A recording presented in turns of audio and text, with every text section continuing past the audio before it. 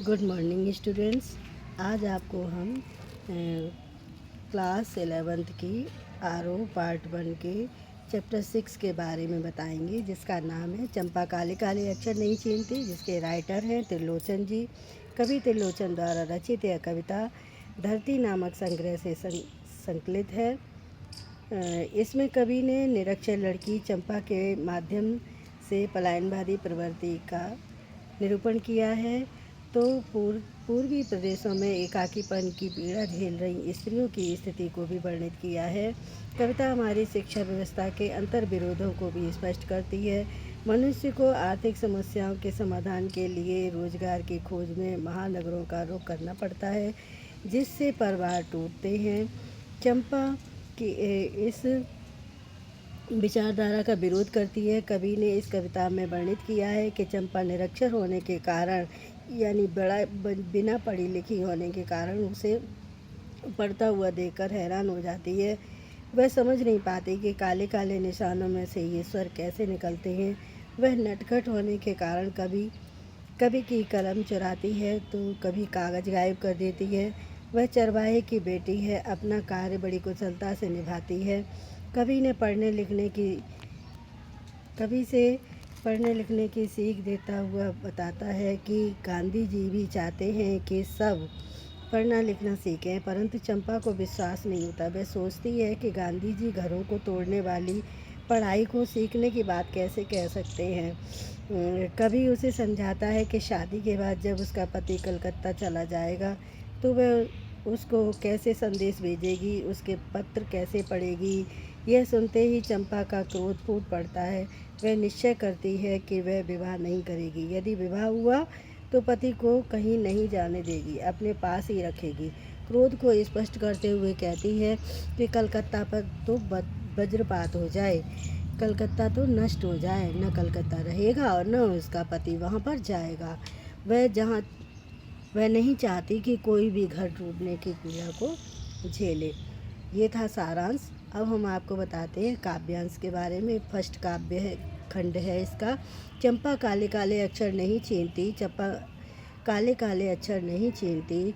मैं जब पढ़ने लगता हूँ वह आ जाती है, खड़ी खड़ी चुपचाप सुना करती है। उसे बड़ा अचरज होता है, इन काले काले चिन्हों से कैसे ये सब स्वर निकला करते हैं। तो यहाँ पर एक चीनती शब्द आया है। तो चीनती शब्द का मीनिंग होता है पहचानती, अचरज मतलब हैरानी। तो यहाँ पर जो कवि है वो इस कविता के माध्यम से चंपा नामक अनपढ़ लड़की के बारे में पलायन के कारण घर टूटने जैसे मार्मिक विषय की अभिव्यक्ति की है। इस काव्यांश में कवि ने अनपढ़ चंपा के द्वारा अक्षरों को देखकर व्यक्त की गई हैरानी का वर्णन किया है। अब हम आपको थोड़ा सा एक्सप्लेन करते हैं।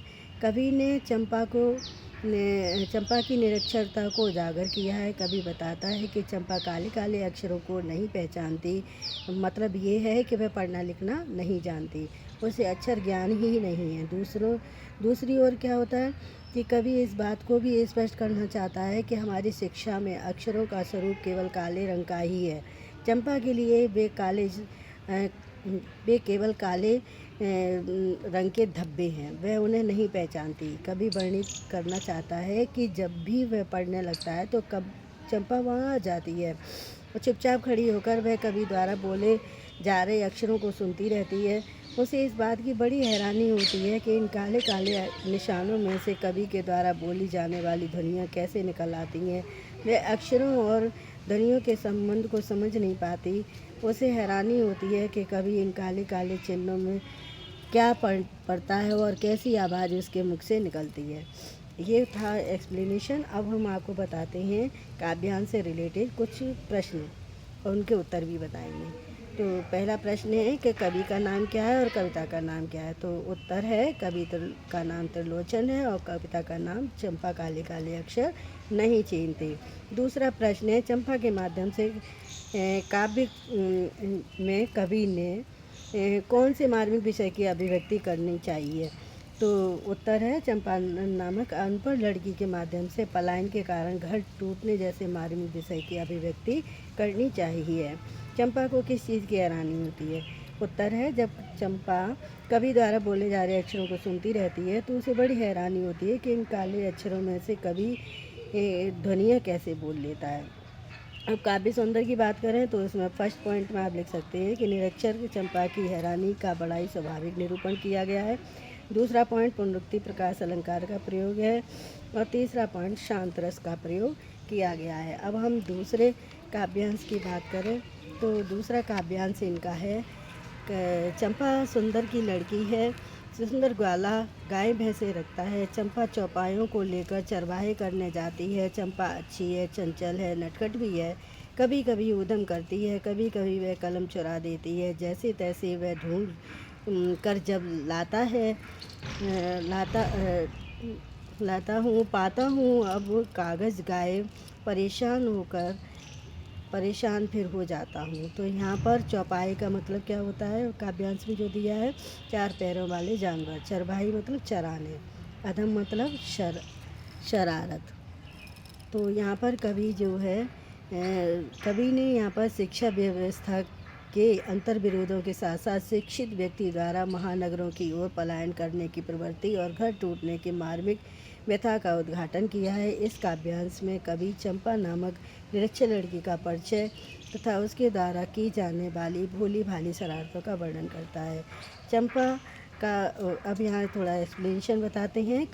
चंपा का परिचय देता हुआ कवि यहाँ कहना चाहता है कि चंपा गाय चराने वाले ग्वाले की सुंदर की बेटी है।